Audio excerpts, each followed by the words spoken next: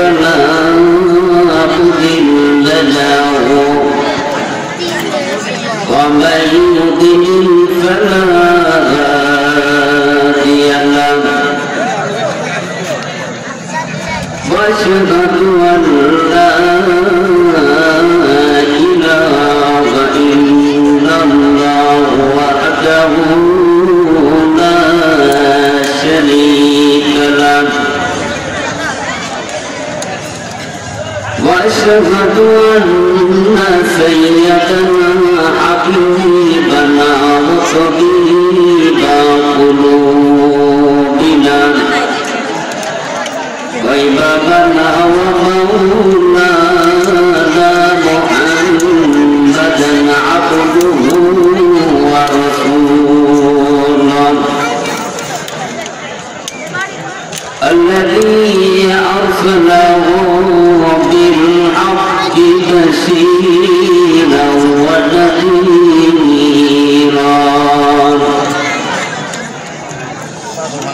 وداعيا إلى الله بإذنه وسراجا منيرا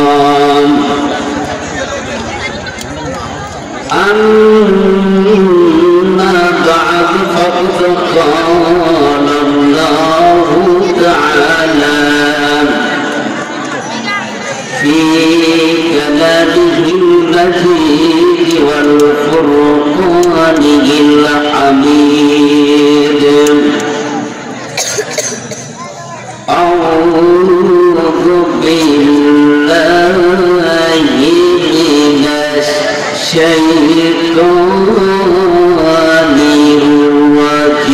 الرجيم بسم الله الرحمن الرحيم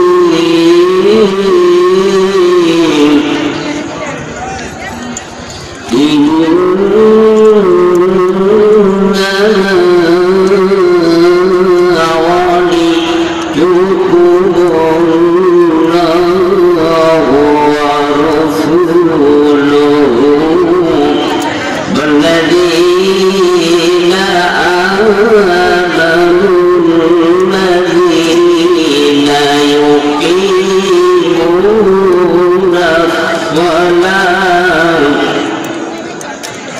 ويؤتون الزكاة وهم راكعون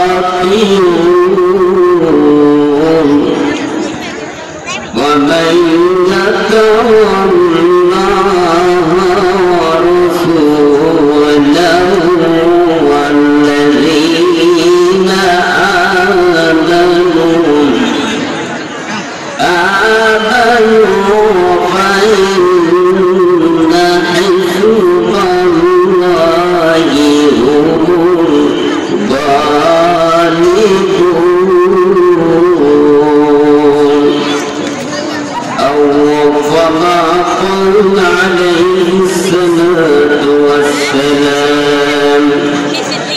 وعن أبي هريرة رضي الله تعالى عنه قال قال رسول الله صلى الله عليه وسلم أخبرتني يا رأس كل خطية إن الله وملائكته يصلون على النبي يا أيها الذين آمنوا صلوا عليه وسلموا تسليما. اللهم صل على محمد وعلى آل محمد كما صليت على إبراهيم وعلى آل إبراهيم إنك حميد مجيد. اللهم بارك على محمد وعلى آل محمد كما باركت على إبراهيم إبراهيم إنك حميد مجيد মন যদি দিতে হয় নবীকে দিও মন কার দিব আমরা নবীকে মন যদি দিতে হয় নবীকে দিও মন যদি দিতে হয় নবীকে দিও মন যদি দিতে হয় নবীকে দিও তোমার কষ্ট যন্ত্রণা তিনি সইতে পারেন না তোমার কষ্ট যন্ত্রণা তিনি সইতে পারেন না সেই নবীকে ভালোবেসে দরুদ করিয়া মন যদি দিতে হয় নবীকে দিও মন যদি দিতে হয় নবীকে দিও মন যদি দিতে হয় নবীকে দিও মন যদি দিতে হয় নবীকে দিও তোমার কষ্ট যন্ত্রণা তিনি সইতে পারেন না তোমার কষ্ট যন্ত্রণা তিনি সইতে পারেন না সেই নবীর প্রাণের চেয়ে অধিক ভালোবাসিও মন যদি দিতে হয় নবীকে দিও মন যদি দিতে হয় নবীকে দিও মন যদি দিতে হয় নবীকে দিও মন যদি দিতে হয় নবীকে দিও সারা জীবন কাটেন তিনি এই যে দুনিয়ায় সারা জীবন কাটেন তিনি এই যে দুনিয়ায় এখন কাটেন তিনি সোনার মদিনায় এখন কাটেন তিনি সোনার মদিনায় সেই নবীকে ভালোবেসে দরুদ করিয়া মন যদি দিতে হয় নবীকে দিও মন যদি দিতে হয় নবীকে দিও লিল্লাহি তাকবীর সত্যি ভাইরা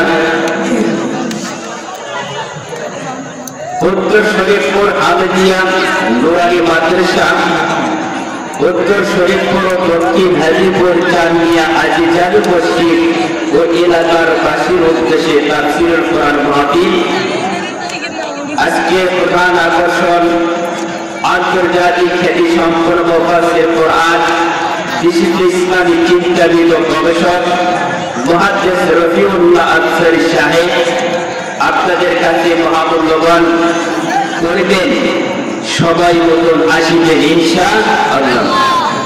সম্মানিত ভাইরা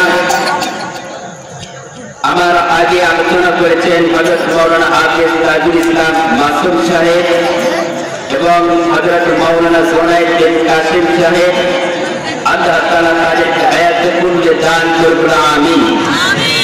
সম্মানিত ভাইরা প্রধান অতিথি যিনি জনাব এফএসসিআর মসজিদুল আজম আলী ফয়সল সাহেব কার্যকরী সভাপতি চৌমনি সাধারণ ব্যবসায়ী সমিতি সত্ত্বাধিকারী অক্ষবিক মল বেঙ্গল চৌমনি বেগমগঞ্জ নোয়াখালী বিশেষ অতিথি জনাব ইঞ্জিনিয়ার আতাউল করিম হোসেন ঢাকা সভাপতি করবেন যিনি বর্তমান আপনাদের সামনে আসন গ্রহণ করেছে এবং আমার ডান পাশে যিনি বসে আছেন জনাব এসপিএন মোহাম্মদ রহিদুল ইসলাম সুজন মিয়া সভাপতি উত্তর শরীফ আমিদিয়া নুরানি মাদ্রাসা আল্লাহ তাআলা তাকে হায়াতে কুল্লে দান করুন আমিন। সম্মানিত অতিথিবৃন্দ ওলামায়ে কেরাম পর্দার আড়ালে মা ও বোনেরা, ইসলাম প্রিয় যুবক ভাইরা, আসুন আমরা প্রাণপ্রিয় জাহির করে গুনাহ মাফের আশায় মহান আল্লাহ রব্বুল আলামিনের দরবারে লাখো কোটি শুকরিয়া আদায় করে সকলে উচ্চ আওয়াজে বলি আলহামদুলিল্লাহ। সম্মানিত ভাইরা, আমি কোরআনুল কারীম থেকে আয়াতুল কারিমা তিলাওয়াত করেছি। সূরাতুল মাইদা। কি সূরা? এই মাইদার অর্থ কি? যেটাকে আমরা রুটি তৈরি করি, তাই না? রুটি সিটের জল। এই মাইদা হচ্ছে আল্লাহ রব্বুল আলামিন এই জমিনের ভিতরে যত কিছু দিয়েছে, দস্তরখানা যাকে বলা হয়, এই মাইদার অনেক অর্থ রয়েছে। যদি এই মাইদা নিয়ে আমি যদি আলোচনা করি অনেক সময় লাগবে, তবে আজকের আলোচনা আমি বেছে নিয়েছি আলোচনাটা যে আমরা বন্ধু করব কার সঙ্গে। কথা বলেন ঠিক কিনা? যুবক ভাইরা যারা রয়েছে আজকে মাহফিল থেকে সতর্ক হয়ে যাবেন, কাকে বন্ধু হিসাবে মেনে নেবেন। যুবক ভাইরা, আপনারা শুনতেছেন আমার কথা? বুঝতেছেন? আমার কথা যদি না বোঝেন দয়া করে বলবেন যে হুজুর আপনার কথাই স্পষ্ট বোঝা যাচ্ছে না। পারলে আমাদের দেশের ভাষা একটু আমাদের নোয়াখালীর ভাষা বোঝাই দেন, তাও চেষ্টা করবে ইনশাআল্লাহ। কারণ আপনাকে দোয়ায় সারা বাংলাদেশ আমাদের আলোচনা চলেন। আমি জানুয়ারিতে আসবো ইনশাআল্লাহ। লক্ষ্মীপুর জেলা ছিলেন তো ইনশাআল্লাহ, ওখানে জানুয়ারিতে আসবো। 2 জানুয়ারি 6 জানুয়ারি আসবো ইনশাআল্লাহ। তো ইনশাআল্লাহ নোয়াখালীতে এসেছি। আমার সুজন ভাই দাওয়াত করেছে। খুব মহব্বতের মানুষ, ভালোবাসার মানুষ, কোরআন প্রেমিক, আল্লাহওয়ালা ব্যক্তি। এই আলিম ওলামাদেরকে ভালোবাসে। আমরা তার জন্য প্রাণ খুলে দোয়া করবো এবং তার পরিবারের জন্য সে যেন সারা জীবন মৃত্যু আগ পর্যন্ত আলিম ওলামাদেরকে মহব্বত করে ভালোবাসে। আল্লাহ তাআলা যেন এই আলিম ওলামাদের সঙ্গে জান্নাত নসিব করবে, আমিন। সম্মানিত ভাইরা, কোরআনুল কারীমের ভিতরে যেটা বলছি আমি আয়াত পেশ করেই আমি ঠিক ধারাবাহিক আলোচনা করবো। আমি লম্বা ইতিহাস বলবো না, অল্প সময়ের ভিতরে আপনাদের কিছু বুঝাইবো ইনশাআল্লাহ। বিসমিল্লাহির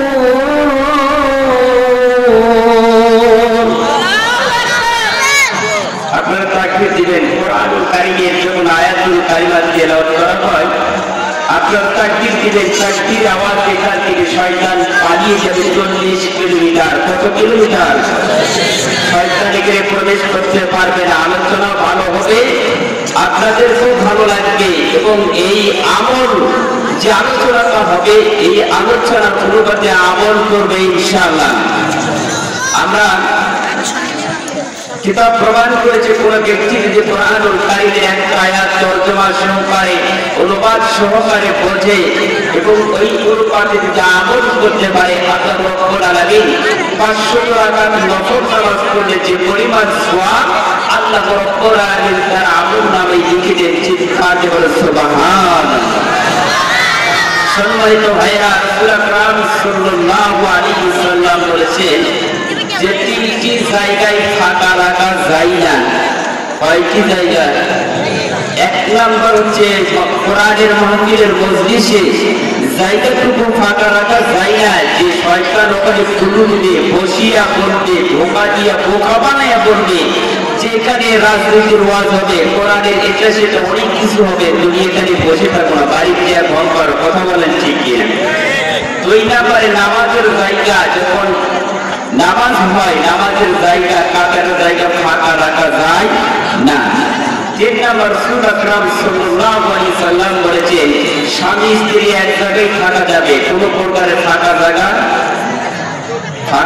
কি রাখা যাবে? আমরা কি রাখি? যদি একটু তরকারিতে লবণ ছিলেন না, কম চুরি বলে কি রাখি আর ঠান্ডা কয় তোর মুখ দেখবার চাই না। কথা বলেন ঠিক কিনা? তখন কি হয়ে যায়? ফাঁকা হয় না। হলেও যুবক যারা করবেন না, যে সমস্ত যুবক ভাইয়া বিয়ে করেন নাই ওরা করবেন না। এখন তো ওটার পার্কে বিভিন্ন জায়গায় জায়গায় দেখতেছে তো যুবকেরা যে কর্ম করতেছে, এগুলো কি করা যাবে? বিয়ের আগে এরকম অপকর্ম কাজ করবেন না। কথা বলেন ঠিক কিনা? সম্মানিত ভাইরা, রাসূল আকরাম সাল্লাল্লাহু আলাইহি ওয়াসাল্লাম আরো বলেছেন আপনার ছেলে মেয়ে যখন বিয়ের উপযুক্ত হবে সাথে সাথে বিয়ে দেওয়া লাগবে, নির্দেশ কার? এবং রাসূল আকরাম সাল্লাল্লাহু আলাইহি ওয়াসাল্লাম বলেছেন আপনার এলাকায় কোনো মানুষ যখন মৃত্যুবরণ করবে ওই মানুষটাকে যথেষ্ট টাইমে অল্প সময়ের ভিতরে তাকে দাফন করা লাগবে। আপনি আজকে রাতের 12টার সময় মৃত্যুবরণ করেছে, আগামীকালের দিনে তুলে রাখেন প্রায় 12টাও বাজে 2টাও বাজে, এরকম নজির আছে না নাই? কিন্তু তাকে তাড়াতাড়ি দাফন করা দরকার। যদি সে শয়তানের কর্ম করে থাকে, শয়তানের কর্ম করার কারণে যে সমস্ত ফেরেশতাগুলো আছে তারা কি করে যে কবরে আয় করে পাঠান ছুটাইল। কথা বলেন ঠিক কিনা? আর তারা আল্লাহ এবং আল্লাহ রাসূলের কাজ করেছে, কোরআন হাদিসে চলাফেরা করেছে, ওদের জন্য রহমতের ফেরেশতাদের তাকায় থেকে আয় ওইগুলো জান্নাত পড়া। চিৎকার করে সুবহানাল্লাহ। বলেন তো আমরা জান্নাত চাইলে জাহান্নাম চাই? জান্নাত চাইলে কাকে মানতে হবে? আল্লাহকে মানতে হবে এবং রাসূলকে মানতে হবে। আল্লাহ রাসূল সাল্লাল্লাহু আলাইহি ওয়াসাল্লাম বলেছেন, কিতাব প্রমাণ করেছে যে আল্লাহ পাককে আমি বন্ধু হিসাবে মেনে নিয়েছি। যদি আল্লাহর পরে বন্ধু করতাম আর বন্ধু করার যদি হুকুম থাকতো আবু বকরকে মেনে নিতাম। চিৎকার করে সুবহানাল্লাহ। সম্মানিত ভাইরা, এরকম আবু বকর রাদিয়াল্লাহু তাআলা আনহুর মতন যদি আমরা এই ধরনের মানুষদের ভিতরে বন্ধু হিসাবে মেনে নেই, তিনি এই বন্ধু যদি জান্নাতে যায় চলে যায়, আমরা কোথায় যাব? জান্নাতে যাব। যে বন্ধু বদখোর সুদখোর ঘুষখোর বেঈমান নাস্তিক রাম পাপ ওই বন্ধুর সম্পর্কে যদি সম্পর্ক থাকে ওই বন্ধু যাবে জাহান্নামে, আপনিও চলে যাবেন কোথায়? বড়াল যাবে। বড়াল ছিলেন না সীমান্ত এলাকা, আপনি অনেক যেখানে যাবে সেখানে আপনিও যাবেন। এই জন্য আল্লাহ এই কোরআনুল কারীমের মধ্যে বর্ণনা করেছে সূরা মাইদার 55 নম্বর আয়াতে তেলাওয়াত করেছেন এইভাবে যে আল্লাহ পাক বলেছেন তোমাদের বন্ধু কেবলমাত্র আল্লাহ এবং তার রাসূল। চিৎকার করে সুবহানাল্লাহ। আর মুমিন যারা সালাত কায়েম করবে তারা এবং যাকাত প্রদান করবে তারা এবং বিরত হবে, লোক স্বীকার করবে কার নিকটে? আল্লাহর কাছে। কোনো মানুষের কাছে না মাথা নত করা যাবে। এগুলো কোনো ব্যক্তি যদি মানুষের কাছে গিয়ে মাথা নত করে এটা কি শিরক? এই শিরকের কাজ আল্লাহ পাক ক্ষমা করবে না। তাহলে মাথা নত করবো কার কাছে? আল্লাহর কাছে। আর আমরা বন্ধু হিসাবে মেনে নেব কাকে? আল্লাহকে। তেলাওয়াতের মাধ্যমে শুরু করুন। ইন্নামা ওয়ালিয়ুকুমুল্লাহু ওয়া রাসূলুহু والذين آمنوا الذين يقيمون الصلاة ويؤتون الزكاة وهم راكعون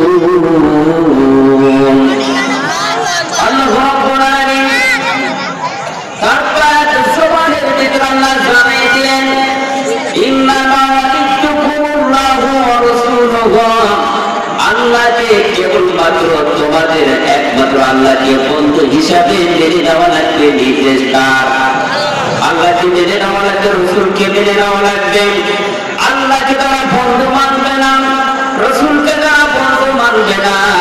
আপনি বলেন তো, সেই বন্ধুটি কোনদিন জান্নাতে যেতে পারবে? জান্নাত যদি পাইতে চান, যদি চান, আল্লাহকে মেনে নেওয়া লাগবে। নির্দেশ কার? সম্মানিত ভাইরা, কিতাব প্রমাণ করেছেন। আমি যেগুলো ইতিহাস করেছি, কিছু ইতিহাস মানুষদেরকে সামনে উপস্থাপন না করলে কিছুই বোঝা যায় না। সরাসরি যদি তাফসীর করা হয়, তাফসীর তো একটা বিশ্লেষণ করা লাগবে, কথা বল না কেন? এবার সম্মানিত ভাইরা, ইতিহাস আমি পড়ে দেখলাম ফেরাউনের জীবনের ইতিহাসের ভিতরে আজকে যেগুলো ফেরাউনের ইতিহাসে বাস্তবের সঙ্গে মিল নিয়ে আজকে এই ময়দান থেকে আপনারা নিয়ে যাবেন ইনশাআল্লাহ। সম্মানিত ভাইরা, ফেরাউন কি একেবারে খারাপ লোক ছিল? কথা বলবেন, ফেরাউন কেমন লোক ছিল? আজকে বয়ান থেকে শুনে যাবেন। ফেরাউন ছোটবেলা থেকে মারামারি করতো, ঝগড়া করতো, পিঠা মাতার কাছে নালিশ করতো। এমন নালিশ করতে আরম্ভ করলো, পিতা মাতা চিন্তা করলো, হাইরে আমার ছেলে হইয়া এগুলো কাজ করে, মারামারি করে, প্রতিদিন আসে আমার কাছে নালিশ করে, এগুলো তো আমার দ্বারা সম্ভব হয় না, আমার কিন্তু ভালো লাগে না। বাবার কাছে বলে বলে এগুলো কি করা যায়? সম্মানিত ভাইরা, স্বামী স্ত্রী যখন কল্পনা করতেছে, কথা বলা শুরু করলাম, কোনো সন্তানের কারণে আমাদের সমস্যা হয়ে যাচ্ছে। বাবাই চিন্তা করলো কি বলা যায়, মায়ের চিন্তা করলো কি করা যায়। আজকে থেকে আমার ছেলেকে আর চাই না, আমার ছেলেকে ত্যায্য পুত্র করা লাগবে, বাতিল করা লাগবে। কারণ ছেলের উপর সই দিলে বাবার কিন্তু সমস্যা আছে না নাই? আপনাদের এলাকায় কি রকম সমস্যা হয়? সম্মানিত ভাইরা, আপনাদের এলাকায় গীবত পাবো না, গীবত পাওয়ার জন্য আমি বলবো ঠিক আছে নাই। যদি এই কোরআনের আয়াতের সঙ্গে যদি মিল হয়ে যায়, আমার করার কিছু আছে? আমি কি কোনো বানাইয়া বলবো? এবার ফেরাউন চিন্তা ভাবনা করলো, আমাকে যখন ত্যায্য পুত্র করেছে এলাকায় তো থাকা যাবে না, যাবার তো ইসলামকে ঠান্ডা কি কথা বলেন ঠিক কিনা? এবার চিন্তা করলো কোন জায়গায় যাব। এবার চিন্তা ভাবনা করলো, ফেরাউন বলতেছে কোন দেশে গেলে আমার স্থান হবে, ভালোভাবে বসবাস করতে পারবো। ফেরাউন চিন্তা ভাবনা করলো, আমাকে বর্ডার পার হয়ে যাওয়া লাগবে। ফেরাউন যখন বর্ডার পার হতে শুরু করলো, সাথে সাথে সঙ্গে সঙ্গে আমাদের সঙ্গে সাক্ষাৎ হয়। আমাকে চিনেন কি আপনারা? আমার ইতিহাস কি পড়ছেন? ফেরাউন একেবারে খারাপ করছিল না। ফেরাউনের যিনি বুদ্ধিদাতা ছিল, তিনি কিন্তু সবচেয়ে খারাপ করছিল, কথা বলেন ঠিক কিনা? এবার ফেরাউন চিন্তা ভাবনা করলো, আবার যখন এই দেশে বসবাস হইতেছে না, কোথায় যাব? যখন বর্ডার পার হতে শুরু করলো, আমাদের সঙ্গে দেখা হয়। এবার আমার করতেছে তুমি কই যাও? ফেরাউন করতেছে আমাদের দেশের জায়গা নাই, কোথায় চলে যাও? বলতেছে আমি বর্ডার পার হয়ে যাব। কয় কোন দেশে? কয় মিশরে। মিশর অবস্থান নিব। আমার বলতেছে দোস্ত তুই কি একাই যাবি? আমার একটু সঙ্গে নিয়ে চল। কয়টার দোস্ত তোরে কেন সঙ্গে নিয়ে যাব? আমাকে আমার পিতা মাতা ত্যায্য পুত্র করেছে, বাতিল করেছে, তোর কি বাতিল করছে কিনা? আমার বলতেছে দোস্ত তোর যে হালত, তোর যে অবস্থা, ওইটা হলো আমারই অবস্থা। কথা কি বোঝা যায়? স্পষ্ট বুঝতে পারতেছেন নাকি আরো কিভাবে বোঝাবো বলেন? এবার ফেরাউন বলতেছে দোস্ত তোর কি প্রবলেম, কি সমস্যা? একবার আমারে বল। দোস্ত তোমার যে সমস্যা আমারও এই সমস্যা। কই কেন? আমার পিতা মাতা আমারও ত্যায্য পুত্র করেছে, আমাকেও বাতিল করেছে। তাহলে চলো দুইজন মিলিয়া বর্ডার পার হয়ে যায়। যখন একটা মানুষ 10 থেকে 12 ঘন্টা হাঁটাহুটা করে, চলাফেরা করে, ক্ষুধা লাগিতে লাগে, খোদার জ্বালাই ফেরাউন হামানকে বলতেছে দোস্ত খোদার কারণে তো আর জীবন চলে না, কোথায় গেলে খাবার পাবো? এবার সামনে দেখি একজন মুরব্বী বাবা ছিলেন। তো মুরব্বী চাচাকে বলতেছে, চাচা আমার জীবনটা একটু বাঁচাও। কই কি দিয়া জীবন বাঁচাবো? কই তুমি এক তরমুজের খেতে তরমুজ লাগাইছো, ওইতে দেখা যায় বড় বড় তরমুজ, আমাদের কি একটা তরমুজ দেওয়া যাবে? মুরব্বী বাবা চিন্তা করলো, এই যুবকদের নিয়ে আমি তরমুজের কাছে একটু কাজ করে নিব। এবার যুবককে বলতেছে, তরমুজ দেব শর্ত আছে। আবার কি শর্ত? ক্ষুধা লেগে গেছে। আগে তোমার ক্ষুধা নিবারণ করবো, তারপরে কাজ করে নিব। কোনো কি কাজ করা লাগবে? আমার তরমুজের ক্ষেত্রে যত গাছ রয়েছে প্রত্যেকটা গাছের গোড়ায় গোড়ায় পানি দেওয়া লাগবে। এবার হেরান বলতেছে, দোস্ত এটাই করা লাগবে, সমস্যা নাই। মুরব্বী বাবাকে বলতেছে, বাবা আপনার কাজ করে দেবো, কোনো সমস্যা নেই। মুরব্বী বাবা বলতেছে, ও যুবক তোমরা আমার বাড়িতে থাকবা, তরমুজ খাবা, তোমাদের খাবারের ব্যবস্থাও করে দেব। কিন্তু ফেরাউনের সময় যখন 2 থেকে 3 দিন পার হয়ে যায়, আমার বলতেছে, দোস্ত এইভাবে তো মুরব্বীর কাছে থাকলে হবে না, আমাদের টাকার দরকার। কি এমনি বসে থাকলে টাকা আসবে? এখন ফেরাউন চিন্তা ভাবনা করলে কেমনে টাকা পাওয়া যাবে? আমার বলতেছে, দোস্ত তোর চেহারা পরীক্ষা খুবই ভালো, তুই যেখানে চাকরিতে নিয়োগ দিবি সাথে সাথে চাকরি হয়ে যাবে। এটা কথা হলো, কেন তোর লম্বাও যেরকম, চেহারাও যেরকম, বডিও সেই রকম, শক্তিও আছে সেই রকম, টেনশন নাই। এবার আমার বলতেছে, দোস্ত আমি একটা সার্কুলার পাইলাম, একটা চাকরির খবর পেয়েছি। ফেরাউন বলতেছে, আমাকে বললো দোস্ত কোন জায়গায়? বলতেছে এমন একটা চাকরি করবি প্রতি মাসে 10,000 টাকা স্কেল, 6,000 টাকা, 10,000 টাকা বেতন পাওয়া যাবে। এবার ফেরাউন বলতেছে, 10,000 টাকা দিয়ে কি সংসার চলবে? ভাই কেন চলবে না? সে কৌশল আমার ভিতর আছে। আমার বলতেছে, দোস্ত চাকরি নেই। ভাই চাকরিটা কি? বলতেছে কবরস্থানের দারোয়ান। এত ছোটখাটো চাকরি তো করা যায় না, ওই ছোট থেকে তো মানুষ বড় হয়।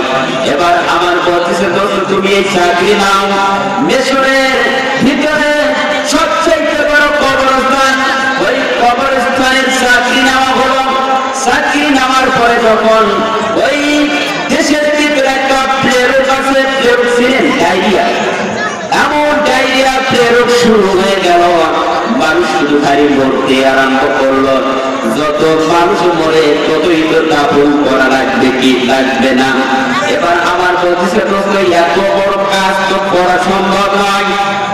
ফেরাউন বলতেছে, আমার প্রতিদিন সর্বক্ষণ সর্ব অবস্থায় আমার দাফন করা লাগে, কোন কেমনে করবো? চাকরি বাতিল করবো। আমার বলতেছে, চাকরি বাতিল করা লাগবে না, চাকরি আরো স্কিল বাড়বে, স্কিল যেই কাজ ওইটাও করবি। তবে যারা ধনাত্ম দেখি টাকা পয়সাওয়ালা আছে, ওদের কাছ থেকে 5,000 টাকা বকশিস নেওয়া লাগবে। কথা বুঝতেছে? এবার 5,000 টাকা বকশিস তো ছিলেন, হ্যাঁ এলাকায় বকশিস আছে, তল দিয়ে মারে না উপর দিয়ে মারে? হ্যাঁ কথা কোন জায়গায় একটু বুঝে নেবেন, কারণ আমরা বগুড়ার শোর, টেনশন নাই। কথা বলবো, হ্যাঁ ফাঁসির মঞ্চে যাবো, বাতিলের কাছে মাথা নত করবো না। সম্মানিত ভাইরা, ফেরাউন বলতেছে, তাহলে কিভাবে টাকা নেব? বলতেছে, প্রত্যেকটা মানুষের কাছ থেকে যদি 5,000 করে টাকা নেওয়া যায়, আমাদের টাকার অভাব হবে না। আমার এর বুদ্ধি নিয়ে টাকা নিতে আরম্ভ করলাম। 5,000 কে ওটাই 6,000 টাকা যারা দেয়, 4 লাখ টাকা দাপন করা হয়। যারা বেশি টাকা দেয়, তাদের লাখ টাকা দাপন করা হয়। এবার আমার বলতেছে, দোস্ত এত টাকা কেমনে রাখবো? ব্যাংকে রাখবো না কোথায় রাখবেন? ফেরাউন বলতেছে,